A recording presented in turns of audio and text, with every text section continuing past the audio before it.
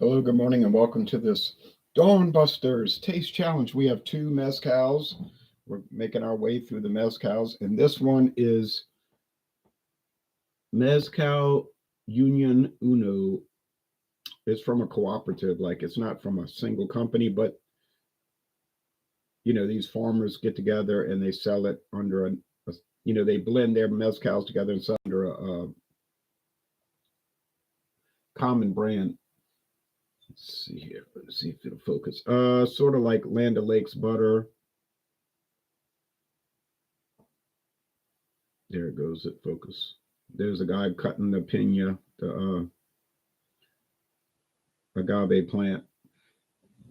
I think Borden Milk is the same way. Borden is like a cooperative of different smaller Texas farmers. Wooden. Let's see. Plastic cap. Oh yeah, wooden cap, neoprene stopper. Cork, but it's not cork. It's the rubber they use on the bottom of tennis shoes. Produced by DuPont. Here is Espadín Mezcal El Silencio. This hit the market in 2013. This company's mezcals is produced for Casa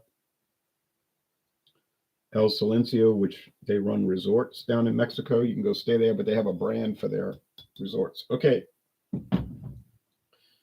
Yeah, these run about the same price, around $28 a bottle. May have to, excuse me, my nose. You may have to pay up to 30, but I wouldn't go above 30. If you're going above 30, that's telling me something's not right. But $26, you got a great deal.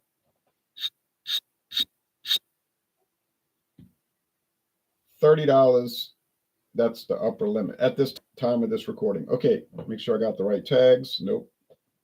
That would be a tragedy because they're both clear. I wouldn't be able to tell them apart by appearance, obviously. 43% alcohol. It has a little smoke to it. Not a lot, just a little. It's not particularly distinctive, but it's the bottle is. I mean, you don't usually see these black bottles. It's really brown, with like a coating on it, a paint. You see it's embossed at the bottom. It's got the little thing to put on the rack so it doesn't roll off. I mean, everything is great on it. It's just maybe some people would take issue with the plastic twist cap, but yeah, it's a fine looking product. So packaging, I mean,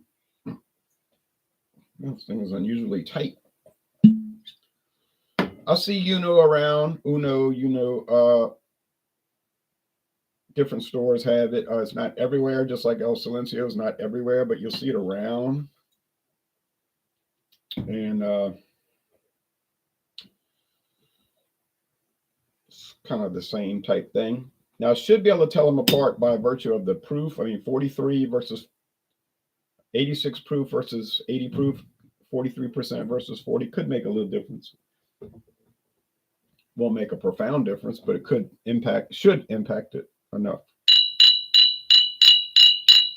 So you can see they're clear, so appearance won't matter. Just aroma and flavor. No main.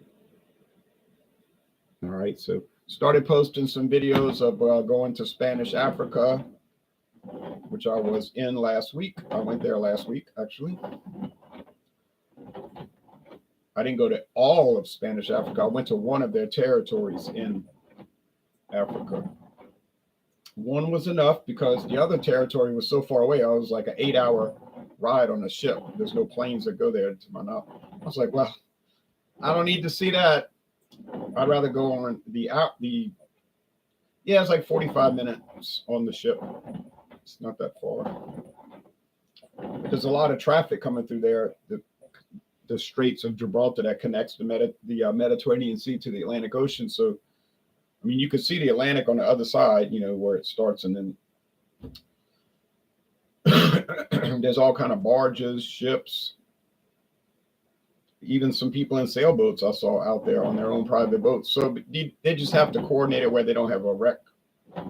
So I guess you got to wait your turn, and you know what I'm saying? Like they got it all. Oh, probably a dispatcher, coordinator. you know what I'm saying, coordination, multinational coordination between Great Britain, who owns the territory of Gibraltar in Europe, Spain, Morocco, and then in Spanish, Morocco, Ceuta. That's the name of the town, Ceuta. I thought it was pronounced Ceuta, but I don't speak Spanish. Castilian, you know. So everything seems smooth. But yeah, I have some little short clips I'll have posted the next few days. Just walking videos showing me walking through there. Not a lot of blabbing at all, really. And just to give you a little glimpse of what it looks like. You know, can't say I'll be going back anytime soon. It's a long way away. Boring. It's boring on the plane. It's so 9 hours. Drive you nuts, you know. But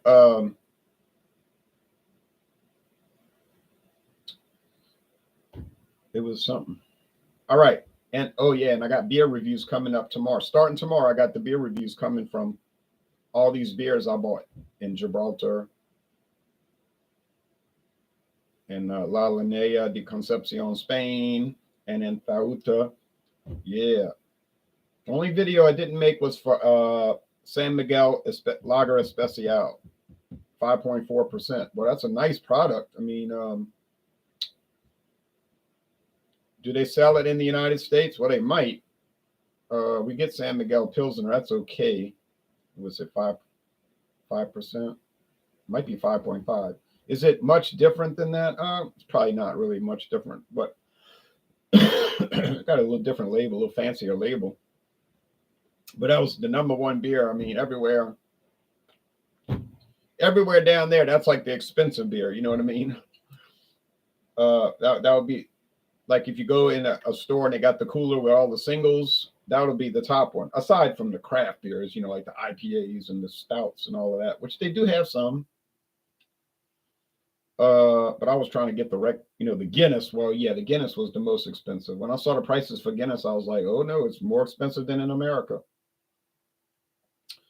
Guinness Foreign Extra Stout and all that. So I didn't buy it.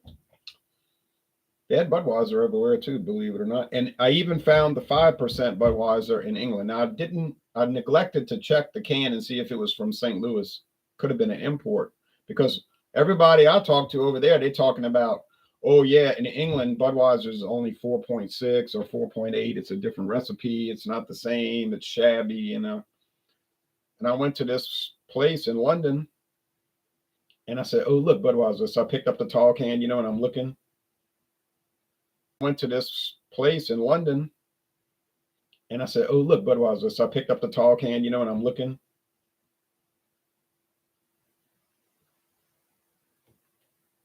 Right there on the can, 5%. I said, wait a minute. That's not what people told me.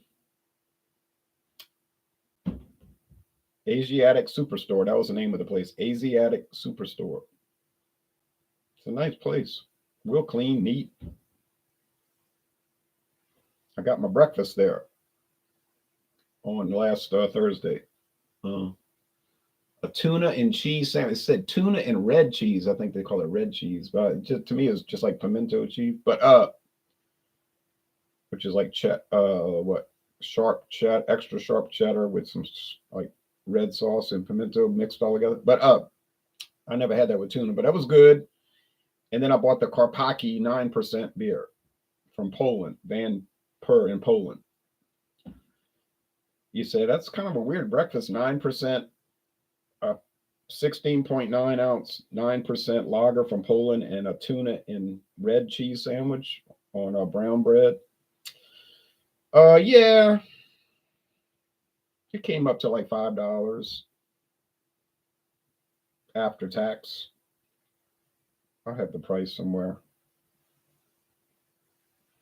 but I wasn't too thrilled with the prices at the hotel for their breakfast buffet.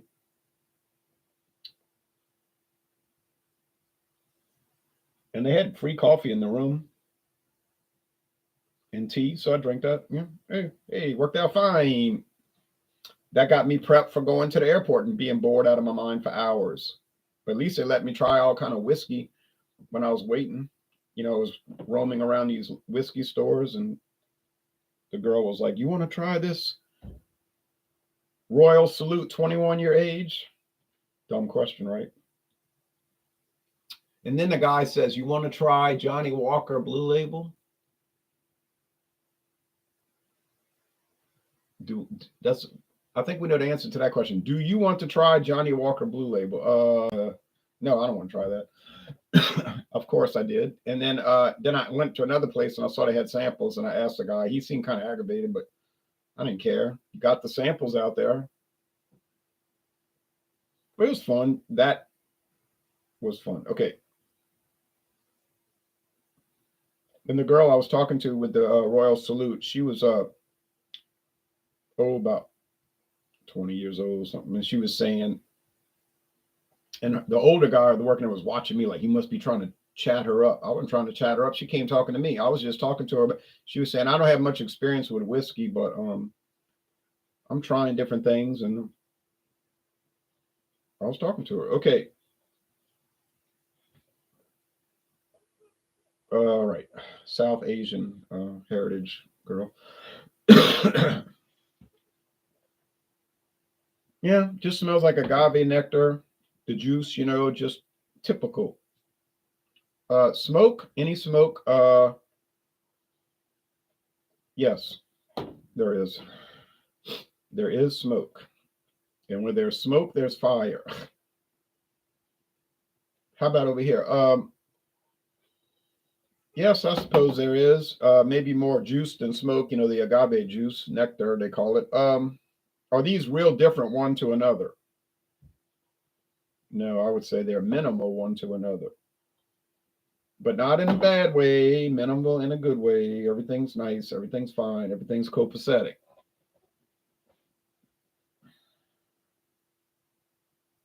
Look at that old Red Dog sign. I used to buy Red Dog, I used to buy that stuff all the time. And then when it got repositioned as like a discount brand, because they tried to put it out as a above premium product, above premium. It was on fire for like 2 years, 94 to 95, and then it kind of slowed down. Well, it did slow down quite a bit. And I guess it was too rich for people, because it kind of had that reddish gold appearance, and it was kind of rich malts. And American beer drinkers like things exciting like Bud Light or Natural Light with no flavor, or relatively no flavor. So then I was buying it in the late 90s for $3.99 a 12 pack. $3.99 a 12 pack. And that stuff was so good for an adjunct lager.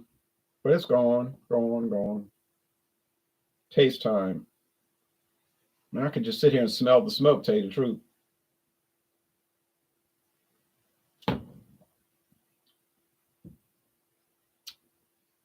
It's very smoky, man. You say smoky like a scotch, like Ardbeg 10? Yeah, actually it is. I've got a few smoky scotches here. Ardbeg 10, I got the Finlagan 6-year age. I've got the Johnny Walker Double Black and Johnny Walker Red Label. All four of those are pretty smoky, to various degrees.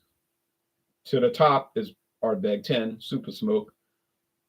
And Johnny Walker Red Label is pretty smoky too. That's why some people don't like it, I think. But this is comparable to that, but it's, you say, well, what's mezcal? It's like agave whiskey, you know what I mean? Instead of grain whiskey. It's the same general concept. Okay, but it's that smoky component, which I love it.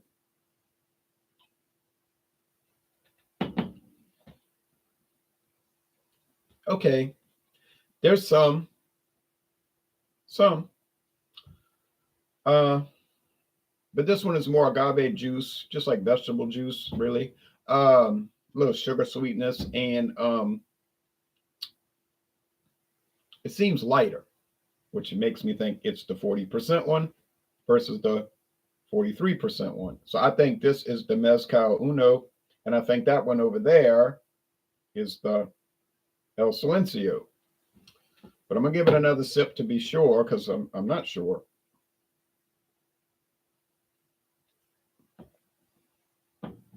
Yeah, I was trying to find that Aurum Cerveza Aurum video for the one I had, but they didn't have any English language reviews for it. They had some Spanish reviews, but I can't understand what the people are saying. You can kind of tell if they like it by their body language and their facial expressions. But and then Real Ale Craft Beer, the guy from Wales, he did their Hefeweizen wine. I didn't try that one, so I can't.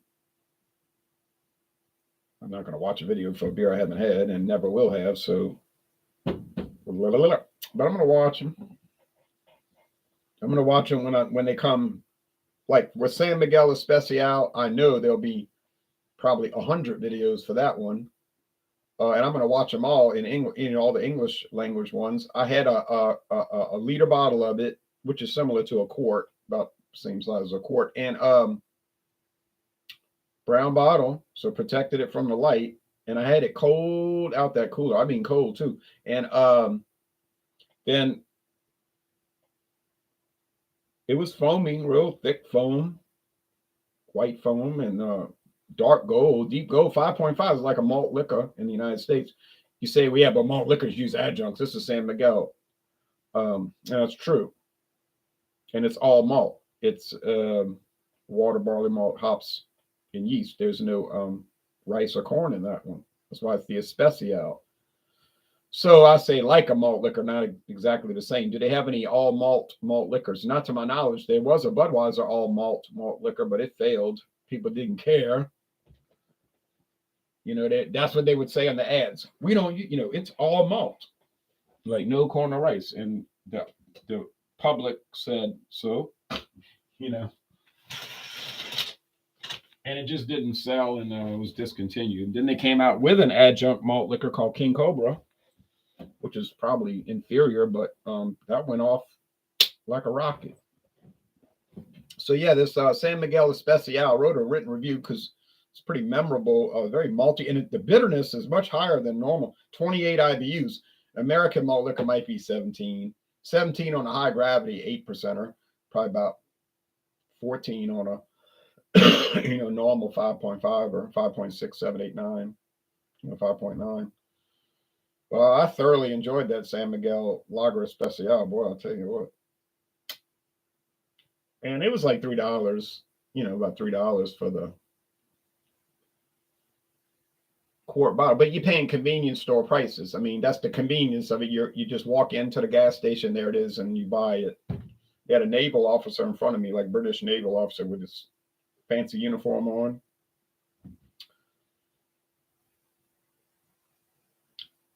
He was, I didn't pay attention. I didn't pay any mind to what he was purchasing. Now, if you'd have bought that same quart at the grocery store, like at Eroski Center grocery store, yeah, it probably would have been about $2.50. About $2.50 at the grocery store. But at the convenience store, they're going to raise the price. You're going to pay for that. So it was like $3.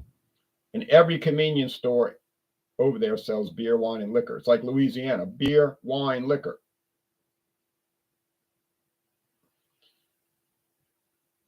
And they start selling early in the morning, like 6 in the morning. You could buy it, like same as here. Now in England, it was 8. Couldn't buy it before 8, which is not really convenient for somebody like me, because 8 o'clock for me is like midday. I wake up, like this morning, I woke up at 2:35. So, but all right.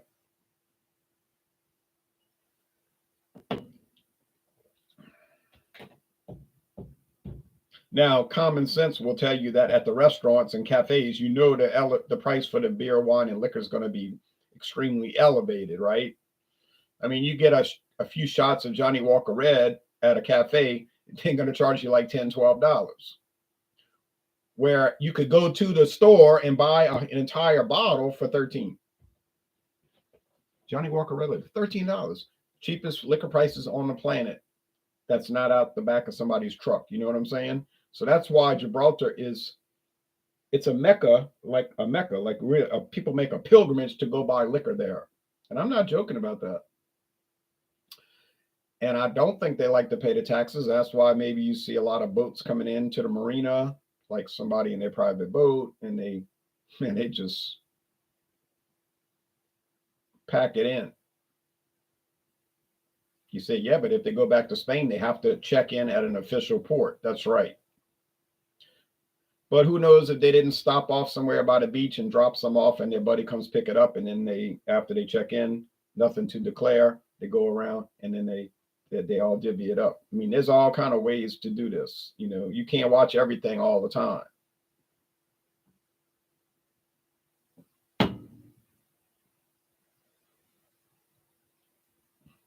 I mean, that's a wide open area.